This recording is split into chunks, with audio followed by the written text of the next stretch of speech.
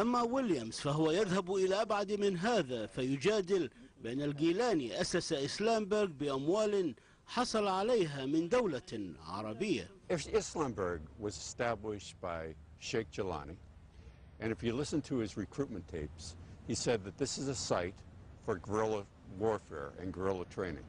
He says that, not me. دعونا نلقي نظرة سريعة على مبارك علي شاه الجيلاني، وهو شيخ من شيوخ الطريقة الصوفية يتهمه كثيرون بالمسؤولية عن عدة أعمال إرهابية، من بينها اختطاف واغتيال الصحفي الأمريكي دانيال بيرل في باكستان. The world should know the time has come to take the lid off the real, hot pot. That is, who is the mastermind behind that? Who are the people?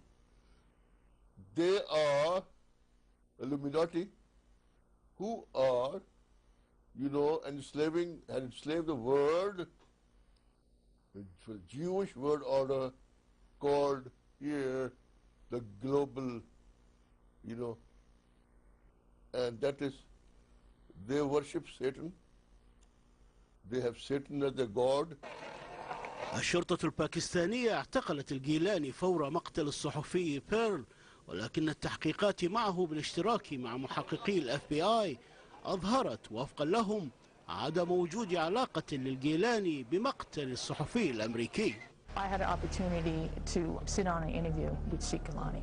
Within 15 minutes within the interview, our feelings were that Sheikh Gilani was not involved in this. كثيرون يتهمون الجيلاني أيضا بأنه من وراء ما يعرف باسم جماعة الفقراء في باكستان، والتي تصنفها وزارة الخارجية الأمريكية بأنها مجموعة إرهابية. He came here to Brooklyn because he realized that there were so many African Americans who were converting to Islam, and he took over the Yasin Mosque. And at the Yasin Mosque, that is where Jamaat al-Fukr started. And from Jamaat al-Fukr came the Muslims of the America.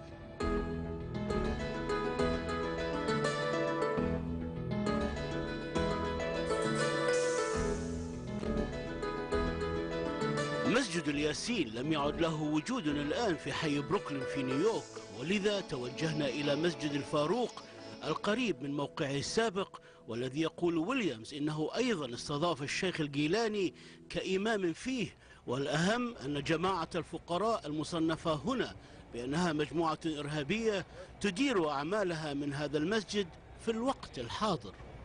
ما في عنا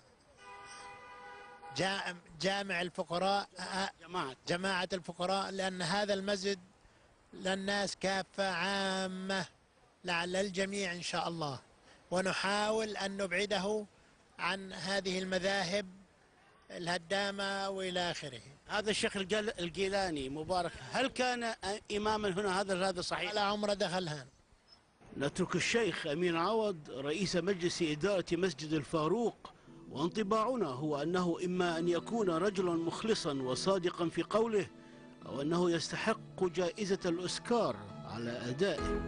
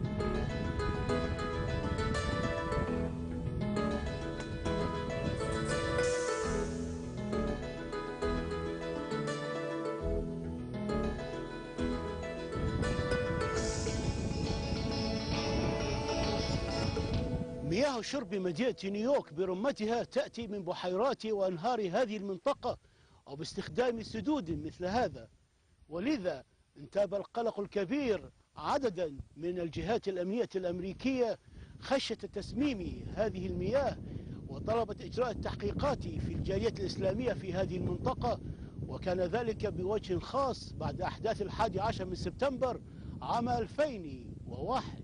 حان الوقت لنا للوقوف على رأي الجهات الأمنية في ولاية نيويورك في إسلامبرغ ومسلميها، فتوجهنا في يوم ممطر إلى مدينة سيدني حيث مركز شرطة غرب الولاية للحديث إلى كبار محققيهم حول إسلامبرغ التي تقع ضمن نطاق فعالياتهم.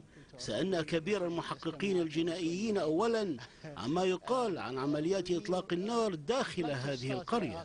I will say that every summer they have, they call it their Boy Scout camp, where they bring younger men to the location and women, and they do all sorts of activities, and I believe that firing weapons is one of those. I personally have not witnessed the firing range there, although I am aware that they do practice with firearms. Is that within the law? Absolutely. As long as they're lawful to possess a firearm, they can shoot in a safe manner up there, just like any resident in the country can do. ولكن ماذا عن الجيران؟ توجهنا إلى مدينة الدبوزيت أقرب المدن لإسلامبرغ، فوجدنا بعد تردد الكثيرين من يجيب على أسئلتنا. Have no contact with them, have nothing much to do with them. You don't see them on the streets that much. They're in the food store once in a while, they get their cars fixed here, they're around to do some shopping. But basically there's very little contact, I would say. ولكن للبعض رأيا آخر. When we had the flood in 2006, they were instrumental in helping to one of the local churches feed the community and help out. And our organization transported some of the folks to the high school where the FEMA and the other organizations were set up for assistance.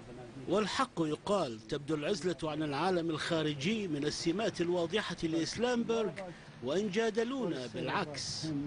Our doors are open and we invite all people, but you have to understand one thing.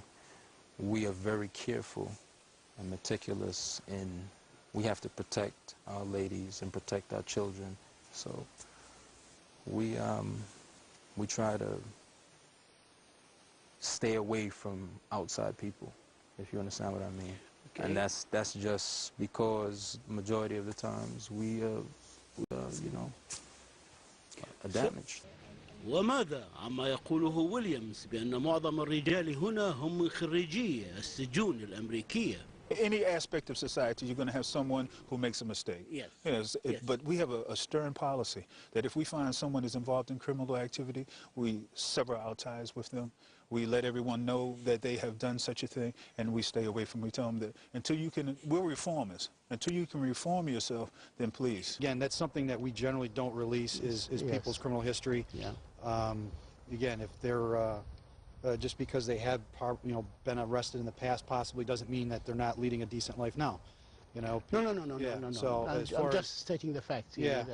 Again, without that's generally something that we wouldn't comment on anyway. Do you know what I have to say to the state police? Please do your job. The people at Islamberg, by and large, the people that I interviewed, are recruited from the prison system. They're African Americans and they're felons. It's against the law for a felon to have a weapon. And yet these people are at Islamberg and they go to firing ranges. It's against the law. And maybe the New York State Police is unaware of it, but the Pennsylvania State Police, whom I have worked with, is very much aware of it.